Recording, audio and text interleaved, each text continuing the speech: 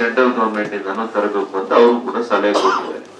ನೋಡೋಣ ಎಷ್ಟು ಯಾರ್ಯಾರು ಎಷ್ಟೆಷ್ಟು ತರ್ಲಿಕ್ಕೆ ಸಾಧ್ಯ ಆಗಿ ಒಟ್ಟು ಬಡವರಿಗೆ ಸೈಟ್ಗಳನ್ನ ಹಂಚ್ಲಿಕ್ಕೆ ಸಾಧ್ಯ ಆಗ್ತದೆ, ಅದನ್ನ ನಾವೆಲ್ಲ ಸೇರಿ ಮಾಡೋಣ ಅಂತ ಇಷ್ಟೇ ಸಬ್ಜೆಕ್ಟ್. ಹೌದು ವೀಕ್ಷಕರೇ, ಇಂದಿನ ಸಂಸದ ಡಾಕ್ಟರ್ ಕೆ ಸುಧಾಕರ್ ಅವರು ಹಿಂದೆ ಚಿಕ್ಕಬಳ್ಳಾಪುರ ಜಿಲ್ಲಾ ಉಸ್ತುವಾರಿ ಸಚಿವರಾಗಿದ್ದಾಗ ಚಿಕ್ಕಬಳ್ಳಾಪುರ ತಾಲೂಕಿನ ನಿವೇಶನ ರಹಿತ ನಿರಾಶ್ರಿತರಿಗೆ 1000ಕ್ಕೂ ಹೆಚ್ಚು ಬಡವರಿಗೆ ಉಚಿತ ನಿವೇಶನಗಳನ್ನು ನೀಡಬೇಕು ಅಂತ ಸರ್ಕಾರಿ ಜಮೀನುಗಳನ್ನು ಗುರುತಿಸಿದ್ರು. ಅದರಲ್ಲಿ ಆಶ್ರಯ ಯೋಜನೆಯಡಿ ವಸತಿಗಳನ್ನು ಬಡವರಿಗೆ ನೀಡೋದಕ್ಕೆ ಮುಂದಾಗಿದ್ರು. ಆದರೆ ಈ ವಿಚಾರ ನಗರಸಭೆಯ ಸಾಮಾನ್ಯ ಸಭೆಯಲ್ಲಿ ಚರ್ಚಿಸದಂತೆ ಕೈ ಬಿಡಲಾಗಿತ್ತು. ಈ ವಿಚಾರ ದೊಡ್ಡ ಮಟ್ಟದಲ್ಲಿ ಚರ್ಚೆಗೆ ಗ್ರಾಸವಾಗಿತ್ತು, ಬಿಜೆಪಿಯವರ ಕೆಂಗಣ್ಣಿಗೂ ಗುರಿಯಾಗಿತ್ತು. ಇದು ಸಂಸದ ಸುಧಾಕರ್ ಅವರ ಗಮನಕ್ಕೂ ಬಂದಿತ್ತು. ಇದೇ ವಿಚಾರವಾಗಿ ಶನಿವಾರ ನಡೆದ ಚಿಕ್ಕಬಳ್ಳಾಪುರ ನಗರಸಭೆಯ ಸಾಮಾನ್ಯ ಸಭೆಯಲ್ಲಿ ಭಾಗಿಯಾಗಿದ್ದ ಸಂಸದ ಸುಧಾಕರ್ ಅವರು ಆಶ್ರಯ ಯೋಜನೆಯಡಿಯಲ್ಲಿ ನಿರಾಶ್ರಿತರಿಗೆ ಸಿಗಬೇಕಾದ ಸೈಟ್ಗಳ ವಿಚಾರವಾಗಿ ಎಲ್ಲ ಸದಸ್ಯರ ಬಳಿ ಚರ್ಚೆ ಮಾಡಿದರು. ಇನ್ನು ಸಂಸದ ಸುಧಾಕರ್ ಅವರು ನಗರಸಭೆಗೆ ಬರುವವರೆಗೂ ಚಿಕ್ಕಬಳ್ಳಾಪುರ ನಗರಸಭೆಯ ಸಾಮಾನ್ಯ ಸಭೆ ಗಂಭೀರವಾಗಿ ನಡೀತಾ ಇತ್ತು. ಆದರೆ ಸುಧಾಕರ್ ಯಾವಾಗ ಸಭೆಯಲ್ಲಿ ಭಾಗಿಯಾದರೋ ಎಲ್ಲ ಸದಸ್ಯರು ಗಪ್ಚಪ್ ಆಗ್ಬಿಟ್ರು.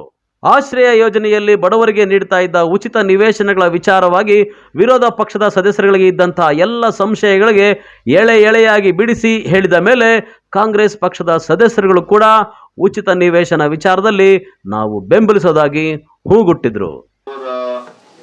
ಹಿತವನ್ನ ಕಾಯ್ದುಕೊಳ್ಳೋದಕ್ಕೆ ನಾವೆಲ್ಲ ಕೂಡ ಒಗ್ಗಟ್ಟಾಗಿ ಪಕ್ಷಾತೀತವಾಗಿ ಅರ್ಹ ಫಲಾನುಭವಿಗಳು ಏನ್ ಕೊಟ್ಟಿದ್ದಾರೆ, ಕೆಲವ್ರಿಗೆ ಏನಾದ್ರು ಆ ರೀತಿಯಲ್ಲಿ ತಪ್ಪು ಕೊಟ್ಟಿದ್ರು ಕೂಡ ಅದನ್ನು ಕೂಡ ನಾವು ಬೇಕಿದ್ರೆ ಸರಿ ಮಾಡೋಣ. ನನಗೇನು ಒಬ್ಬ ಇಂಡಿವಿಜುವಲ್ ಬೆನಿಫಿಷರಿನೂ ಗೊತ್ತಿಲ್ಲ, ಒಬ್ಬ ಪರ್ಸನಲ್ ಆಗಿ ಇದ್ದವ್ರು ಅಂತ ಗೊತ್ತಿಲ್ಲ. ತಾವು ಏನ್ ಕೊಟ್ಟಿರ್ತೀರಿ ಅದು ಅವತ್ತರಲ್ಲಿ ಯಾರು ಕೊಟ್ಟಿರ್ತಾರೆ ಅದನ್ನ ಕೊಟ್ಟಿರ್ತೀವಿ. ಅದ್ರಲ್ಲಿ ತಪ್ಪಾಗಿದೆ, ಅದನ್ನ ಸರಿ ಮಾಡೋಣ. ಇನ್ನೂ 1000ಕ್ಕೂ ಹೆಚ್ಚು ಸೈಟ್ಗಳೇನಿದೆ ಅದಕ್ಕೆ ಯಾರು ಕೊಟ್ಟಿಲ್ಲ, ಇನ್ನು ಅರ್ಹ ಫಲಾನುಭವಿಗಳು ನಿಮ್ಮ ವಾರ್ಡ್ಗಳಲ್ಲಿ ಯಾರು ಕೊಟ್ಟಿಲ್ಲ, ಅವ್ರ ಹೆಸರುಗಳನ್ನ ತಗೊಂಡ್ ಬಂದು ಅವ್ರನ್ನ ಸೇರಿಸಿ. ನಾನು ಹೇಳ್ತಾ ಇದ್ದೀನಲ್ಲ, ಅದಕ್ಕೆ ವಿರೋಧನೇ ಇಲ್ವಲ್ಲ, ವಿರೋಧನೇ ಇಲ್ಲಲ್ಲಪ್ಪ. ಯಾರು ವಿರೋಧ ಇದ್ದಾರೆ ಅದಕ್ಕೆ? ಅರ್ಹ ಫಲಾನುಭವಿಗಳು ಕೊಡಬಾರದು ಅನ್ನೋದು ಯಾರಾದ್ರೂ ಹೇಳ್ತಾವ್ರ? ವೆಂಕಟೇಶ್, ನಾನ್ ಅರ್ಥ ಮಾಡ್ಕೊಂಡಿರೋದು ಇಷ್ಟೇ. ಇದಕ್ಕೆ ಪ್ರಾರಂಭದಲ್ಲೇ ನೀವ್ ಹೇಳಿದ್ರಿ ಹಣ ಇದಕ್ ಬೇಕು, ಇಲ್ಲ ಅಂತ ನಾನು ಹೇಳಲ್ಲ. 5,000 ಜನಕ್ಕೆ ಸೈಟ್ ಕೊಡ್ಬೇಕು ಅಂತಂದ್ರೆ ಸುಲಭ ಕೊಡಕ್ಕಾಗಲ್ಲ. ಅದು 50 ಕೋಟಿ ಬೇಕಾ, 100 ಕೋಟಿ ಬೇಕಾ, ಎಸ್ಟಿಮೇಟ್ ಮಾಡ್ಲಿ ಇಂಜಿನಿಯರ್ಸ್. ಈ ಹಣವನ್ನ ಹೊಂಚಲಿಕ್ಕೆ ಏನ್ ಮಾಡ್ಬೇಕು? ಹಿರಿಯ ಸದಸ್ಯರು ಹೇಳಿದ್ರು, ರಬೀಕ್ housing department, urban development, central ಮಾಜಿ ಸೆಂಟ್ರಲ್ ಗವರ್ಮೆಂಟ್ ಇಂದಾನು ತರಬೇಕು ಅಂತ ಅವರು ಕೂಡ ಸಲಹೆ ಕೊಟ್ಟಿದ್ದಾರೆ. ನೋಡೋಣ ಎಷ್ಟು ಯಾರ್ಯಾರು ಎಷ್ಟೆಷ್ಟು ತರ್ಲಿಕ್ಕೆ ಸಾಧ್ಯ ಆಗಿ ಒಟ್ಟು ಬಡವರಿಗೆ ಸೈಟ್ಗಳನ್ನ ಹಂಚ್ಲಿಕ್ಕೆ ಸಾಧ್ಯ ಆಗ್ತದೆ, ಅದನ್ನ ನಾವೆಲ್ಲ ಸೇರಿ ಮಾಡೋಣ ಅಂತ ಇಷ್ಟೇ ಸಬ್ಜೆಕ್ಟ್. ಇದಕ್ಕೆಲ್ಲರೂ ಸಹಮತ ಇದೆ ತಾನೆ? ಸೊ ಎಲ್ರಿಗೂ ಧನ್ಯವಾದಗಳು. ಮೊದಲನೇ ಸಭೆಯಲ್ಲಿ ನಿಮ್ ಜೊತೆಯಲ್ಲಿ ಪಾಲ್ಗೊಳ್ಳೋದಕ್ಕೆ ನನಗೆ ಅವಕಾಶ ಮಾಡಿಕೊಟ್ಟಿರೋ ಅಧ್ಯಕ್ಷರಿಗೆ, ಉಪಾಧ್ಯಕ್ಷರಿಗೆ, ಎಲ್ಲ ಸದಸ್ಯರುಗಳಿಗೆ, ಅಧಿಕಾರಿ ಮಿತ್ರರಿಗೆ ವಂದಿಸಿ ನಾನು ಅವ್ರ ಪೊಲಿಟಿಕಲ್ ವಿಲ್ಲೇ ಇಲ್ಲ, ರಾಜಕೀಯ ಇಚ್ಛಾಶಕ್ತಿ ಬೇಕು, ಇದಕ್ಕೆ ಬದ್ಧತೆ ಬೇಕು. ಇಷ್ಟು 1000 ಜನಕ್ಕೆ ಸೈಟ್ ಕೊಟ್ಟಿದ್ದಾರಲ್ಲಪ್ಪ, ನಾವು ಹೌಸಿಂಗ್ ಡಿಪಾರ್ಟ್ಮೆಂಟಿಂದ ದುಡ್ಡು ತಂದು ಲೇಔಟ್ ಮಾಡಿಸಿ, ರಸ್ತೆ ಮಾಡಿಸಿ, ಚರಂಡಿ ಮಾಡಿಸಿ ಅವರಿಗೆ ಮನೆಗಳನ್ನು ಕಟ್ಸ್ಕೊಡೋಣ ಅಂತ ಯಾರಿಗೆ ಇರಬೇಕಾಗಿರೋದು? ಸ್ಥಳೀಯ ಪ್ರತಿನಿಧಿಗಳಿಗಿರಬೇಕು, ಜಿಲ್ಲಾ ಸಚಿವರು ಹೇಳ್ಬೇಕು. ಈಗ ಅದೇ ನಾವೇ ಮಾಡಬೇಕಲ್ಲ.